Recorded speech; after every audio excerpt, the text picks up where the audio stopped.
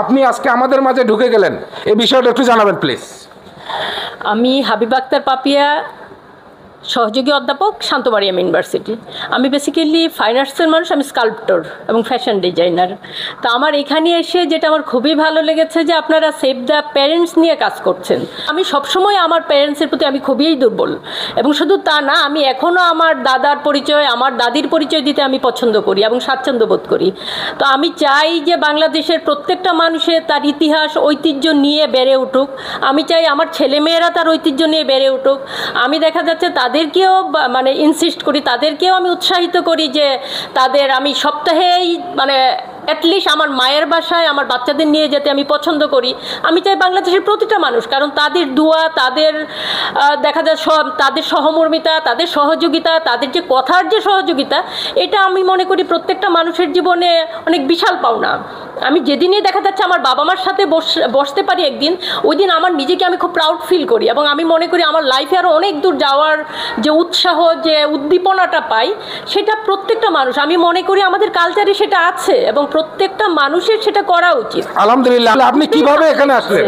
আমি এখানে যে প্রোগ্রামটা ছিল, কালচারাল যে প্রোগ্রামের সাথে এসে আপনাদের সাথে পরিচয়। তো এখানে এসে যখন আমি দেখলাম যে আপনারা সেভ দ্য প্যারেন্টস নিয়ে কাজ করছেন, আমার দীর্ঘদিন আমার মনের মাঝেও সেটা ছিল যে আমাদের দেশে এরকমভাবে বৃদ্ধাশ্রম এবং বাবা মাদেরকে পাঠিয়ে দিচ্ছে। এটা আসলেই আমি যখনই দেখি বা কোথাও ইউটিউবে দেখি, ফেসবুকে দেখি, আমি আসলেই খুবই কষ্ট পাই।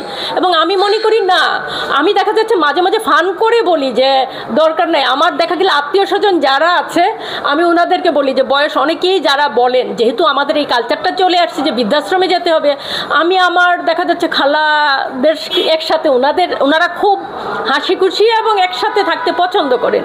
তো আমি প্রায়ই ওনাদেরকে বলি যে আল্লাহ যদি আমাকে সেই রকম দেয়, আমি আপনাদের সাথে, আমি এবং আপনাদের মতো আমার যারা আত্মীয় স্বজন বয়স হয়ে যাবে, তাদেরকে আমি একসাথে করে যদি আমি থাকতে পারতাম এবং বাচ্চাদেরকে পাশাপাশি রাখলে আসলেই আমি খুব ভালো থাকতাম।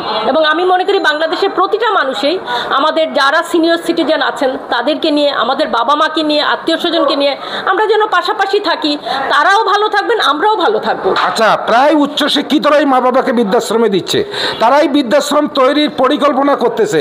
আপনার বেলায় যে আমরা আলাদা জানলাম, এটা আপনার কোথাকার শিক্ষা? এটা আমার বাবা মায়ের শিক্ষা, এটা আমার দেখা যাচ্ছে আমার ফ্যামিলির শিক্ষা।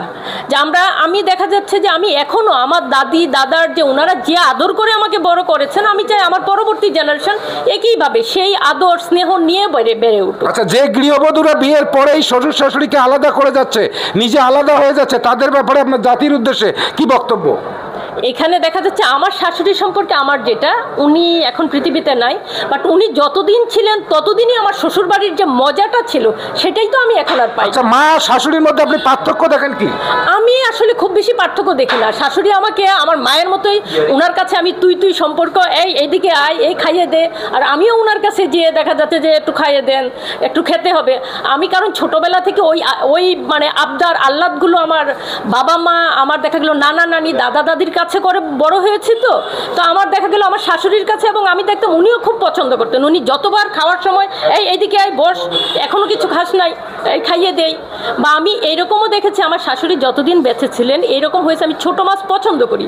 উনি ঈদের দিনেও সকালবেলায় দেখা যাচ্ছে যে কাউকে না কাউকে বাজারে পাঠাতেন যে ওর জন্য একটু ছোটো মাছ নিয়ে। এই আদরটা তো আমি পৃথিবীতে আর কোথাও পাবো না। এই যে ওনার যে এই যে মন থেকে এই আন্তরিকতাটা তো আমার কাছে বিশাল। এটা তো টাকা পয়সা দিয়ে আসলে হিসেব হয় না। এটা আমি চাই না কোনো কিছু দিয়ে এটা তুলনা করতে। আচ্ছা, প্রায় শাশুড়িরা এখন ছেলের বউদেরকে এক চোখে দেখে, মেয়েদেরকে এক চোখে দেখে পারিবারিক অনেক বিশৃঙ্খলা হচ্ছে। এই বিষয়টা আপনি কিভাবে দেখেন? আপনি আপনার ছাত্র ছাত্রীদেরকে কি পরামর্শ দিবেন পরিবার, মা বাবা, ভাই বোনকে নিয়ে একটু জানাবেন প্লিজ।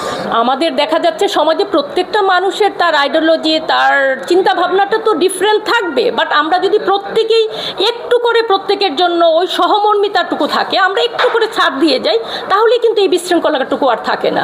আমরা প্রত্যেকে দেখা যাচ্ছে যে আমি আমার ভাইয়ের মানে যে মিসেস আছে তাকে আমি তো মনে করি সে আমার চেয়ে অনেক ছোট। আমি যে গতকালও আমি দেখা যাচ্ছে যে আমার বাবা মা যেখানে আছেন সেখানে আমার ভাই আছেন, তার মিসেস আছে, বাচ্চা আছে।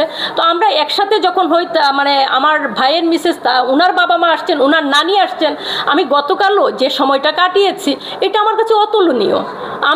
আমার একটা প্রোগ্রাম ছিল, আমি সেটা ক্যান্সেল করে কালকে বিকেল থেকে আমি রাত 11টা পর্যন্ত আমি ওনাদের সাথে, এবং আমি মনে করি আমি এই সুযোগ পেলে আমি কখনোই হাতছাড়া। আপনারা কয় ভাই বোন? আমাদের 3 বোন 1 ভাই। আচ্ছা, প্রায় এখন পরিবারগুলো দেখা যাচ্ছে যখন তারা ছোট থাকে তখন কিছু হয় না, যখন দেশে বিদেশে পড়াশোনা শেষ করলো তখন তাদের পার্সোনালিটি দরকার, তাদের আলাদা সম্পদ দরকার, আলাদা বাড়ি দরকার। এটা করতে গিয়ে উচ্চশিক্ষিত পরিবারগুলোই সম্পদ নিয়ে একটা লাটালাটি। আপনাদের মধ্যে এটা আছে কিনা? না, আমাদের একেবারেই নাই। এখনো আমার বাবার বাড়ি, আমার ভাই মনে করে বাড়িটা আমার, যে তুমি যাও তুমি দেখো। আসলে কোনটা হওয়া উচিত, কোনটা হওয়া উচিত? এটা প্রত্যেকেই আসলে, আমাদের বাবা মা আমাদেরকে যতটুকু পড়ালেখা এডুকেশন দিয়ে আমাদেরকে একটা জায়গায় পৌঁছে দিয়েছেন, আমাদের প্রত্যেকের উচিত। এবং শুধু আমাদের নিজের জন্য না, আমি যদি আমার সমাজের জন্য ভাবি, আমার পাশের মানুষের জন্য ভাবি, তাহলে এই সমস্যা থাকে না। কারণ আমার ওইটা কেন আবার দরকার? তাহলে আমি আমার লাইফে কি করব? আমার লাইফেরটুকু আমার কিছু করা উচিত। ওনারা যদি করতে পারেন তাহলে আমি কেন পারবো না? আমি চাই ওইগুলো থাক। ওগুলো আমাদের সমাজে আরো কত কাজে, যাদের দেখা যাচ্ছে কিছুই নাই, যাদের বাবা মা নাই, ওই বাচ্চাদেরকে কে দেখবে? সেটা তো আমাদের দেখা উচিত। আলহামদুলিল্লাহ। তাহলে আজকে কাকতালীয় ভাবে আপনি সেভ দ্য প্যারেন্টসে আসলেন, আপনাকে কেমন লাগতেছে? আমার খুবই ভালো লাগছে যে আমাদের সমাজে প্রত্যেকের এই যে এইরকম উদ্যোগ আপনারা নিয়েছেন, আপনাদেরকে অশেষ অশেষ ধন্যবাদ। এবং দেখা গেছে আসলেই কৃতজ্ঞ আপনাদের প্রতি। আমাদের সমাজে এরকম মানুষ দরকার যারা আসলেই সমাজ রক্ষা করবে, আমাদের সংস্কৃতি রক্ষা করবে।